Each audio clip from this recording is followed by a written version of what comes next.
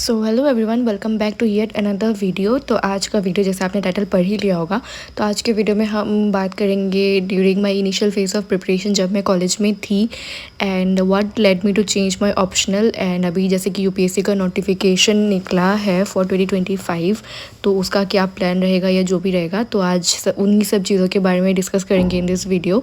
तो बहुत लोग मुझसे पूछ रहे थे कि कॉलेज में रहते हुए कैसे हमें प्रिपरेशन स्टार्ट करना चाहिए। तो आई थिंक मैं इस चीज़ को मेरा खुद का एक्सपीरियंस आप सभी के साथ शेयर कर सकती हूँ, because I was in college जब से मैंने प्रिपरेशन स्टार्ट किया था। अगर आपने मेरा कोई रिसेंट इंटरव्यू देखा होगा तो वहाँ पे मैंने बोला था कि एपीएससी का सिलेबस मुझे पता नहीं था before last year, that is फरवरी 2024 से पहले। बट एक्चुअली क्या हुआ था, I was preparing for UPSC since my college years, that is first year of college.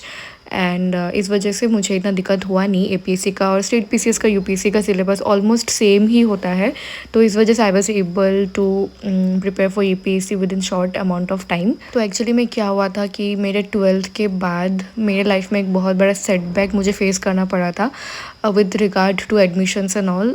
तो इस वजह से मैंने सिविल सर्विसेज इतना जल्दी देने का सोचा, क्योंकि बहुत सारे लोग ऐसे होते हैं कि जो अपना मास्टर्स कंप्लीट करने के बाद या फिर इंजीनियरिंग डिग्री कंप्लीट करके जॉब करने के बाद स्टार्ट करते हैं। But I was very clear कि मुझे ग्रेजुएशन के बाद ही करना है। तो मेरी situation was kind of do और डाई, सो मुझे बहुत जल्दी से प्रिपरेशन करना था। तो फॉर दैट रीज़न मैंने कॉलेज के इनिशियल फेज़ में ही स्टार्ट कर दिया था preparation. And I was in first year of college when I started with NCERTs, और मैंने तभी से रिसर्च में कर रही थी उससे पहले से ही। तो मैंने एनसीईआरटी सब से ही पढ़ने स्टार्ट कर दिए थे। एंड जब मैं थर्ड सेमेस्टर में थी मैंने तभी से मैंने रेफरेंस बुक्स पढ़ने स्टार्ट कर दिए थे, that is like GC Leong, then Majid Husain. वो सब बुक्स मैं थर्ड सेम में ही मैंने पढ़ लिया था। अगर आपने मेरा जीसी लियोंग का नोट्स टेलीग्राम ग्रुप में देखा होगा तो आपने शायद देखा होगा कि पेजेस के ऊपर डेट लिखा हुआ है 2021 एंड 2022। तो मैं 2021 में I was in third semester, तो उसी टाइम पे I started my preparation. So and I personally feel that if you start early then आपको बहुत ज़्यादा एडवांटेज मिलेगा, because you'll have a lot of time to understand the concepts. And जितना आपके पास time होगा आप उतना ही धीरे धीरे से अपने प्रिपरेशन को आगे ले जा सकोगे। ऑल्सो इस जर्नी में मैंने भी गाइडेंस लिया था, तो मुझे भी लगता है गाइडेंस बहुत ज़्यादा ज़रूरी है।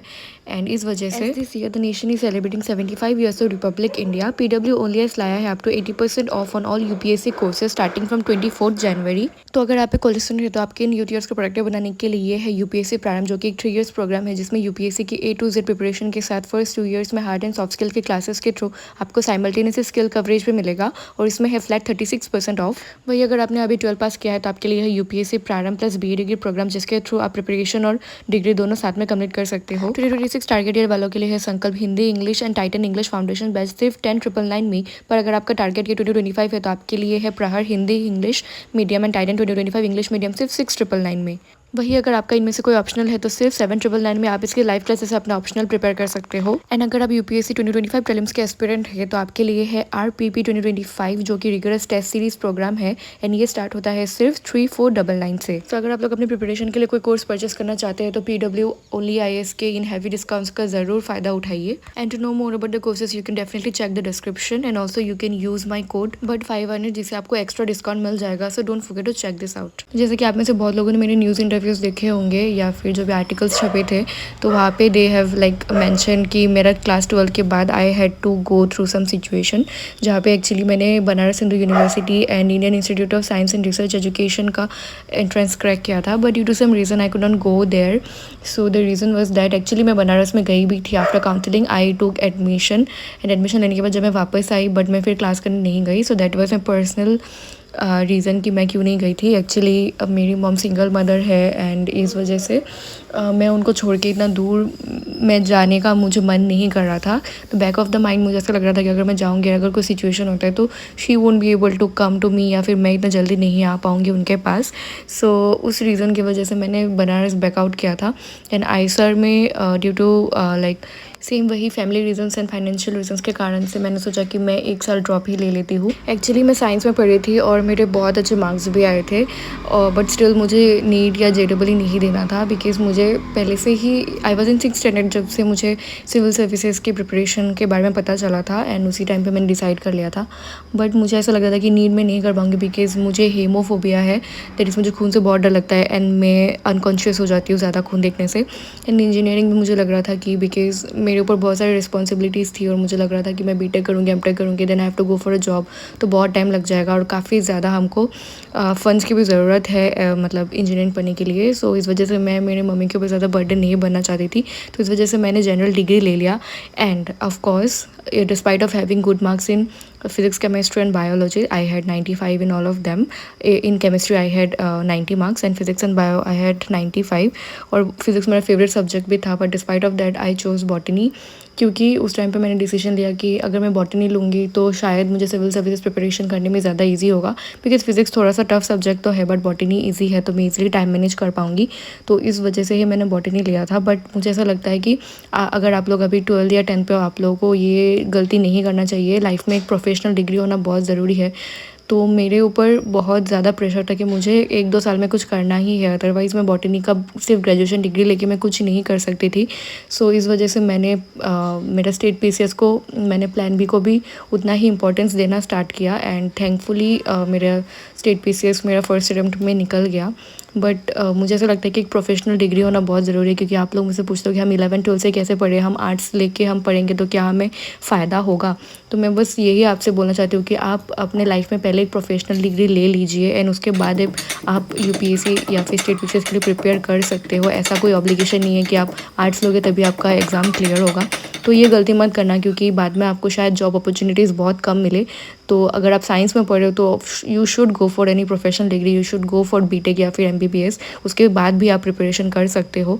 अगर आप कॉन्फिडेंट हो तो दैट्स योर चॉइस, बट मुझे ऐसा लगता है कि हमारे पास एक हमेशा प्लान भी होने का अपॉर्चुनिटी या स्कोप तो रहना ही चाहिए। तो मेरे ऊपर वो बहुत मतलब प्रेशर था कि मुझे एक ही बार में कुछ करना है, otherwise I will be jobless. तो इस वजह से I gave it my all and इस वजह से थैंकफुली भगवान के आशीर्वाद से मेरा हो गया। एंड कभी कभी ये चीज़ मुझे थोड़ी बॉदर तो करती है कि मेरे पास अभी सिर्फ एक ग्रेजुएशन डिग्री है, that too in botany, although I love biology. But मुझे ऐसा लगता है कि मुझे शायद थोड़ा और पढ़ लेना चाहिए था। बट अभी जैसा कि मेरा जॉब अभी स्टार्ट होने ही वाला है, but I am not sure कि वेदर मैं मेरा स्टडीज़ फर्दर मैं कंप्लीट कब करूँगी या कब नहीं, क्योंकि मुझे यूपीएससी का प्रिपरेशन भी कंटिन्यू रखना है। सो थ्रू दिस वीडियो में बस आप लोग को यही बोलना चाहती थी कि जो भी बिगिनर एक्सपीरियंस है, आपको लगता है कि हमें यूपीएससी करना है आगे चल के, तो हम प्रोफेशनल डिग्री नहीं लेंगे, हम आर्ट्स ले लेते तो हमें ईजी होगा। तो I just want to let you know कि प्लीज़ आप पहले एक बैकअप ऑप्शन के लिए एक प्रोफेशनल डिग्री ले लो, अच्छा कोर्स कर लो, तो शायद आपको लाइफ में ज़्यादा प्रेशर डील नहीं करना पड़ेगा और आप अच्छे से अपने प्रिपरेशन चला पाओगे। बिकॉज ये चीज़ मैंने फेस किया है, जो एक जॉबलेस होने का जो एक टेंशन होता है, एंग्जाइटी होता है, जब आपके ऊपर बहुत सारी रिस्पॉन्सिबिलिटी होती है। And being the only child, मेरे ऊपर तो बहुत ज़्यादा ही रिस्पॉन्सिबिलिटी थी, तो मेरे पास कोई ऑप्शन नहीं था। So that was the reason why I went for botany. जो भी लोग मुझसे हमेशा बोलते हैं कि हम 9th क्लास में 10th क्लास में हम यूपीएससी देंगे आगे चल के, अभी से हम प्रिपरेशन कर रहे हैं, तो उनके लिए बस मेरा एक ही एडवाइस है कि अभी लाइफ में आप जो करो आप वही करो। सबका एक टाइम होता है, आप अभी से एनसीईआरटीज़ पढ़ सकते हो, बट अभी के लिए you should have a backup plan. So इस वजह से प्रोफेशनल डिग्री लेना इज इंपॉर्टेंट, क्योंकि सक्सेस स्टोरीज तो हम सबको बहुत देखने को मिलता है, जो ओवर द इंटरनेट बहुत ज़्यादा वायरल रहती है, इंस्पिरेशनल रहती है, बट वो फेलियर की स्टोरीज कोई नहीं बताता है। तो इस वजह से अपना फ्यूचर आप खुद ही सिक्योर कर सकते हो। So do not fall for such trap, जो कि लोग बोलते हैं कि 9-10 से हम प्रिपरेशन करेंगे तो हम फर्स्ट अटेम्प्ट में निकाल लेंगे। तो अभी के लिए अपने स्टडीज़ को कंप्लीट करिए, सो दैट आपके पास आगे चल के एक बैकअप ऑप्शन रहे और बाद में हम सो दैट अच्छे से प्रिपरेशन भी स्टार्ट कर सके। सो आई होप आज का व्लॉग थोड़ा इन्फॉर्मेटिव रहा होगा बिगिनर एक्सपीरियंस के लिए। तो मिलता है आपको अगली व्लॉग में।